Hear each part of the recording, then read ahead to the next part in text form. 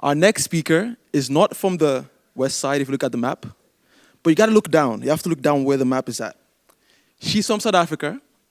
Her name is Penny de Villiers, and she's an author, she's a certified speaker, and she's a wellness consultant. And she is the founder of the platform rebalancedlife.com. Now, if I scan the room a little bit and try to understand the demographics of everyone, I'm seeing half our students and I'm seeing half our working class people, which is great, I'm guessing. I'm also a working class person. I say that because whether you're in either group, there was one key thing that some parts of us go through, and that is burnout. It's something that is evident amongst every single person or demographics of our population. Yeah. Like, it's so funny, I was coming on the train, I was reading a stat from the Dutch Research Institute, or in Netherlands you say, de Nederlandse Organisatie voor Toegepast Natuurwetenschappelijk Onderzoek. Yes! That was awesome. Hopefully I didn't butcher that. So that is the Dutch Research Institute, and they put out a study that showcased that Netherlands companies, or companies in the Netherlands in total, are losing a combined 2.8 billion euros because employees are absent from work, and that absenteeism is due to burnout. Now that's a lot of money if you ask me. So Penny is going to talk to us today about one key thing. Should you try to redefine your worth, or should you burn out just trying to prove it? Without further ado, let's welcome Penny to the stage. Hello. Thank you. Thank you very much. Okay. I was 23 when I sat in an auditorium very much like this one. Graduation was days away and my head was buzzing with career plans, strategies, goals. And then Jim Rohn walked into the room. Successful entrepreneur, mentor to Tony Robbins, and he handed me his keys to success. He said the marketplace pays for the value that you bring to it. So if you want to earn more, you need to bring more value. That's why a programmer earns more than an accounts clerk. So I set my sails for success. I read books. I stacked credentials. I worked overtime. My CV was glowing. And when people ask me, so what do? You know that question we ask when we want to suss each other out. Well, I had the perfect elevator pitch because I had the job, I had the house, I had the car. I was superwoman until I wasn't. One day, my body gave out. I was unable to hold up my own body weight, found myself crawling around the house. I thought I had something neurologically wrong with me. It turned out to be far more common. Burnout. You think I'd be relieved at the news, but I was ashamed. I was ashamed that I couldn't cut it. So I headed to my therapist's office, slopped on the couch, rattled off my schedule like a machine, to-do lists, side hustles, projects, a million tabs open in my brain, and she just sat there, calm, like therapists do. And then she asked me a question that cracked my whole world open. She said, do you still feel valuable even when you're not doing any of this? I answered, no. But that one word, that reflexive no, really exposed an unsettling truth, that I had built my identity on scaffolding, on titles, on praise, on performance. And now it felt as if that scaffolding was being pulled away. I was terrified. My framework, my worth, had only ever been tied to my output. Is your identity tied to what you do? What happens when you lose your job, or if your health fails, or if your title falls away? While I was quietly falling apart, I realized the rest of the world was too.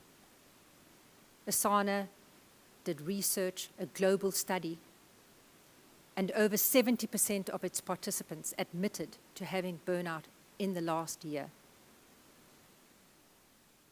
Burnout is not a personal failure. It's a design flaw, and it's been experienced by employees around the world. And the more I looked, the more I saw it, etched in performance appraisals, buried in software, and hidden behind corporate statements in bold, empty font. It was around this time that I met Monique. I was consulting for a logistics tech company, and they were rolling out software that optimized their clients' delivery networks. And Monique was on the team that was going to be replaced. At 8 a.m., the system went live. At 9:15, Monique sat at her desk, a tear tracing down her cheek. She said, "This system has just optimized what I spent the last 10 years of my life perfecting.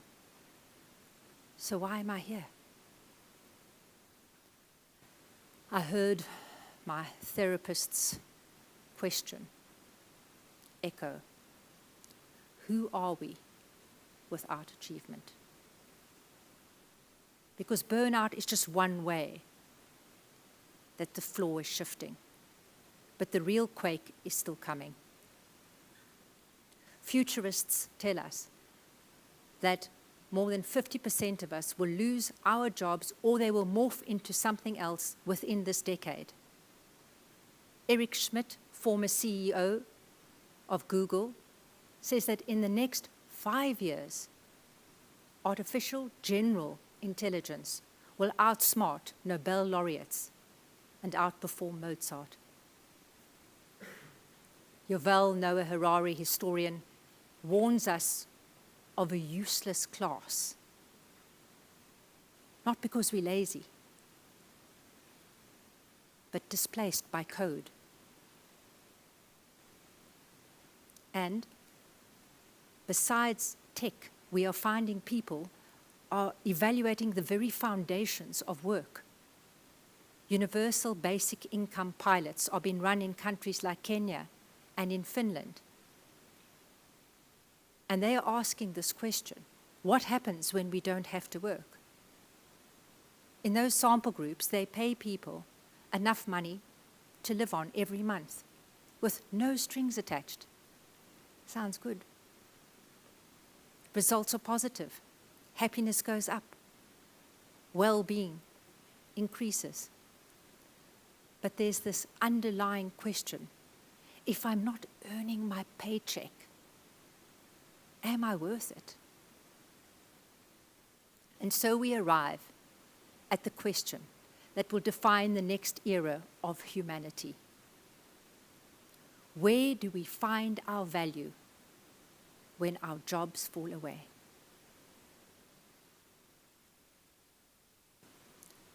What is the answer? I believe that our value is not something we earn. It's something we're born with. It doesn't live in our output. It lives in our essence. And that essence isn't generic. It's unique to all of us. Some of you lead with empathy. Some of you bring energy.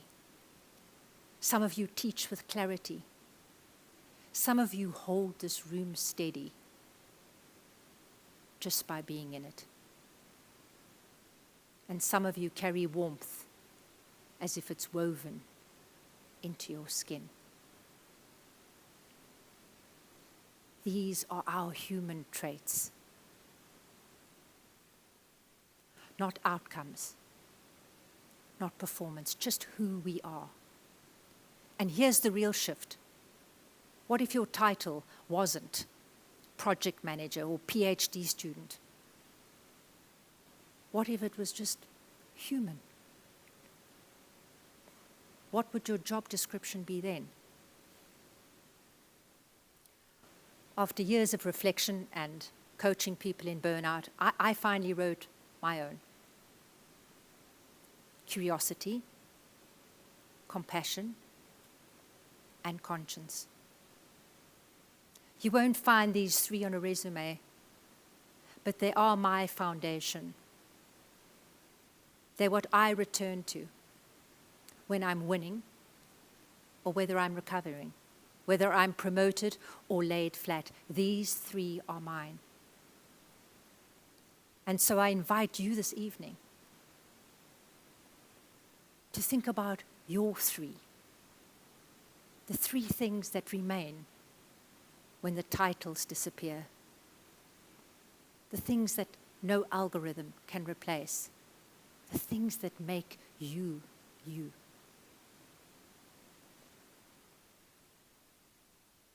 Because here are the real keys to life. When you wake up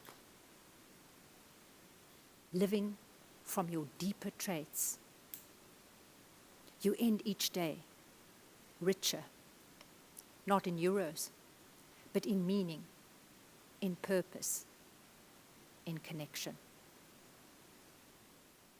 These are not performance metrics, they're human metrics, and they are the ones that we have forgotten to value. They also can't be monetized.